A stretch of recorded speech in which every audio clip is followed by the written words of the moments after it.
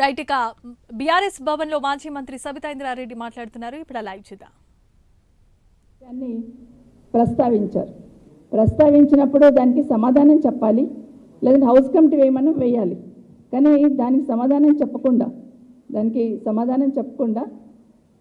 ఏదైతే పర్మిషన్ లేకుండా నేను హరీష్ రావు గారు వివరించున్నారు, మైన్స్ సంబంధించిన పర్మిషన్ లేకుండా రన్ చేస్తున్నాను హరీష్ రావు గారు ప్రస్తావిస్తే ముఖ్యమంత్రి గారు వచ్చి దాని మీద పెనాల్టీ వేసామంటారు. అసలు పర్మిషన్ లేకుండా రన్ చేశారు కదా మీరు అని మేము అడుగుతూ ఉంటే పెనాల్టీ వేసామంటారు. అసలు నిజంగా మైన్ పర్మిషన్ లేకపోతే అధికారులు నోటీస్ ఇవ్వడం కాదు, ఇమీడియట్గా సీజ్ చేయాలి. సీజ్ చేయకుండా నోటీస్ ఇచ్చారంటే దాని వెనకాల ఏదో మతలబు ఉందని అర్థం. దాని వెనకాల ప్రముఖులైన వాళ్ళు ఉన్నారు కాబట్టి ఆ విధంగా చేస్తున్నారని అర్థం చేసుకోవచ్చు. అది నిజంగా ఇల్లీగల్గా నడుస్తుంది మైన్ అని ప్రతిపక్షం నుండి హరీష్ రావు గారు మాట్లాడుతుంటే మేము దాని మీద పెనాల్టీ వేసాం, ఇంకా 4 లక్షలు వసూలు చేయాలని మాట్లాడుతున్నారు. ఇది ప్రజలు గమనిస్తూ ఉన్నారు. చేసిన తప్పును కప్పిపుచ్చుకోవడానికి వాళ్ళ దగ్గర సమాధానం లేదు కాబట్టి ఏదో ఒక రకంగా మొదటి నుండి 2 సంవత్సరాల నుండి జరుగుతున్న తంతే ఎట్లా డైవర్షన్ చేయాలనే దానికి ఈరోజు అసెంబ్లీ సాక్షిగా ఈరోజు ప్రజలందరూ చూస్తున్నారు.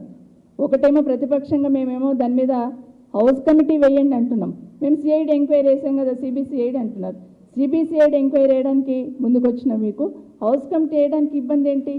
తప్పు చేయనప్పుడు భయం ఎందుకు? అదే బీఆర్ఎస్ పార్టీ నుండి అడుగుతా ఉన్నాం. తప్పు చేయనందుకు భయం ఎందుకు? తప్పు చేయనప్పుడు హౌస్ కమిటీ వేసిన ఒకటే, సిఐడి ఎంక్వైరీ వేసిన ఒకటే కదా, దాన్ని ప్రజలు గమనించాలని కోరుతా ఉన్నాను. ఈరోజు మాట్లాడుతుంటే హరీష్ రావు గారు మాట్లాడుతుంటే నిన్న కూడా నేను ఆశ్చర్యంగా చూశాను, అంటే కొంచెం ఆశ్చర్యం అనిపించింది. సభలో లేని వ్యక్తుల గురించి పేర్లు ప్రస్తావించొద్దనేది సభలో ఉన్న నిబంధన, కానీ అలాంటిది మా ఎంపీ గారి పేరు అక్కడ మెన్షన్ చేస్తున్నారు. అదెక్కడ న్యాయం? అసలు సభలో లేని వాళ్ళ పేర్లు ప్రస్తావించొద్దనేది ఉంది కదా నిబంధన. మరి ఎంపీ గారి పేరు మళ్ళీ ప్రస్తావించారు, మళ్ళీ ఈరోజు కూడా ప్రస్తావించారు. ఈరోజు హరీష్ రావు గారికి సంబంధించి వాళ్ళ కుటుంబ సభ్యుల పేర్లన్నీ చదువుతూ ఉన్నారు. ఇది ఎక్కడవుతుంది? నిన్ననేమో మంత్రి గారికి సంబంధించిన కుటుంబ సభ్యులు కారు, వాళ్ళు చాలా దూరం చుట్టాలండి.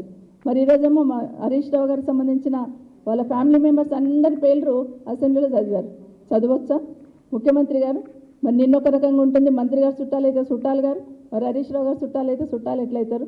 ఒక్కసారి ఆలోచించమని కోరుతా ఉన్నాం. ప్రజలందరూ కూడా గమనించాలి, ఏ విధంగా ద్వంద్వ నీతితోని ఈ ప్రభుత్వం నడిపిస్తుంది హౌస్ని అనేది కూడా గమనించాలని కోరుతా ఉన్నాను. ఈరోజు వాళ్ళందరి పేర్లు చెప్పారు. వాళ్ళ పేరు మీద హరీష్ రావు గారికి సంబంధించిన ఫ్యామిలీ మెంబర్స్ మీద హౌస్ కమిటీ వేస్తాను అంటున్నారు. వెనుకని ఇమీడియట్గా మా శ్రీధర్ బాబు గారు లేచినాం, గౌరవ మంత్రి గారు, హౌస్ కమిటీలతో ఏం కాదు, లాస్ట్ టైం 3 హౌస్ కమిటీలు వేసినాం, ఈ హౌస్ కమిటీలతో ఏమవుతుందని మాట్లాడున్నారు. అంటే ముఖ్యమంత్రి గారికి మంత్రి గారికి వితిన్ హాఫ్ అన్ అవర్లో ఏ విధంగా మాట్లాడారు అనేది ప్రజలు గమనించాలని కోరుతా ఉన్నాను. ఇదే కాకుండా నిన్న మొన్న కూడా మీరు చూస్తున్నారు, ఏదైనా మేము ప్రతిపక్షంగా ప్రజల సమస్యల్ని ఎత్తి చూపిస్తాం, కానీ అక్కడ ఉన్న మంత్రికి సంబంధించిన క్యాస్ట్ ఏందనేది చూడం. సునీత గారు మాట్లాడినప్పుడు కానీ, నేను మాట్లాడినప్పుడు కానీ, సునీత పంచాయతీరాజ్ మీద మాట్లాడినప్పుడు, ఆర్టీకి మీద మాట్లాడినప్పుడు మినిస్టర్ గారికి మేము ప్రశ్నలు మాత్రమే స్పందిస్తాము, ఇలా ఉంది వ్యవస్థలో అని చెప్పి లోపాలను ఎత్తి చూపించే ప్రయత్నం చేస్తాం. కానీ దాన్ని ఇమీడియట్గా కులం వారిగా మాట్లాడే ప్రయత్నం చేస్తూ ఉన్నారు, కులాన్ని తీసుకొచ్చి మాట్లాడే ప్రయత్నం చేస్తున్నారు. సరే, నిన్న మంత్రి గారు అంటే అన్నారు కదా అనుకున్నా, ఈరోజు ముఖ్యమంత్రి గారు కూడా అదే మాట మాట్లాడే ప్రయత్నం చేస్తున్నారు.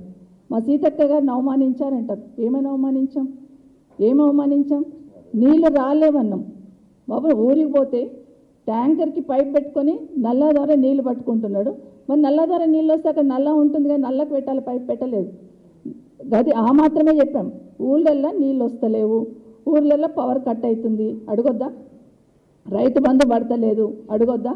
యూరియా వస్తలేదు, అడగొద్దా? మరి ఏమడగాలి? మరి మీరే రాసి ఇవ్వండి. మరి ప్రతిపక్షం ఇవి మాత్రమే అడగాలి.